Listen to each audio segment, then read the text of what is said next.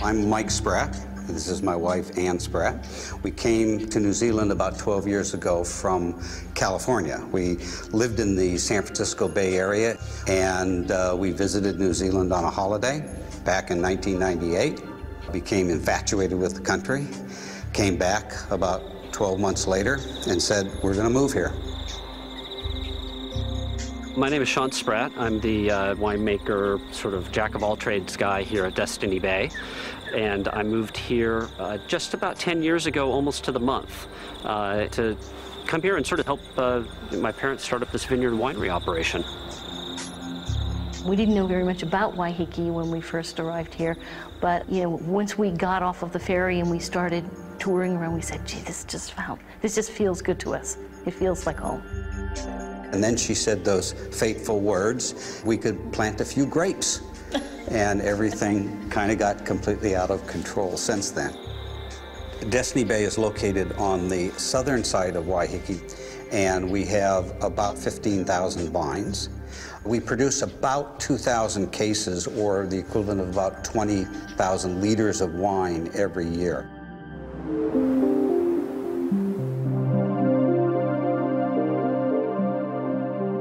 We're a specialist wine producer, so we're only planted in red varieties and the main 5 Bordeaux varietals.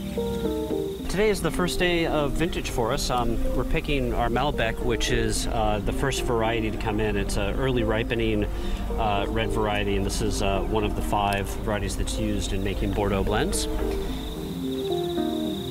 The first rule about picking grapes is if you can't see all 5 fingers, don't clip. Handy, important safety tip. What I'm also doing here is that some of these berries that aren't of a particularly high quality, I'm just literally going through and manually flicking anything out. But as you can see, with about 3 tons of this to pick today, and that's probably a couple hundred grams, it's a pretty labor-intensive process to do it this way and make sure that you keep the quality really high. Waiheke is a pretty unique place. We're sort of a little bit Mediterranean style in terms of, the climate. And what's unique about Destiny Bay in a lot of cases is that no grape has to go more than about 500 meters from the vine to the bottle. So we've got very tight control over what's going on and making sure that we keep that quality really good the whole way through. What's involved on a harvest day is fairly exciting. You have to realize that all year long, everybody works for what might come down to 6 or 7 days a year when the fruit comes in. This is the very first bin for the 2012 vintage, so it's a historic vintage. Normally the weather's better, but what are you going to do? Our temporary workers come in, we start harvesting the fruit. It's all hand-picked and hand-sorted in the vineyard. I've had harvests here that I didn't think were going to be successful and have turned out to be some of the best wines we've ever made. Every harvest has to be a successful one. There isn't an option for an unsuccessful harvest, but they're all pretty unique. They're all pretty different. New Zealand weather keeps you guessing. We're getting a little bit of rain. It's not a good thing. Fortunately, the vibrating table and everything we do basically jiggles the rain off. Plus, we're keeping everything under cover, so we keep the rain from getting into it, right? Winemaker? Yeah, that's the idea. You're the guy in charge. I'm just a worker being here. No, you were doing such a good explanation, and I didn't feel like I need to say anything, so.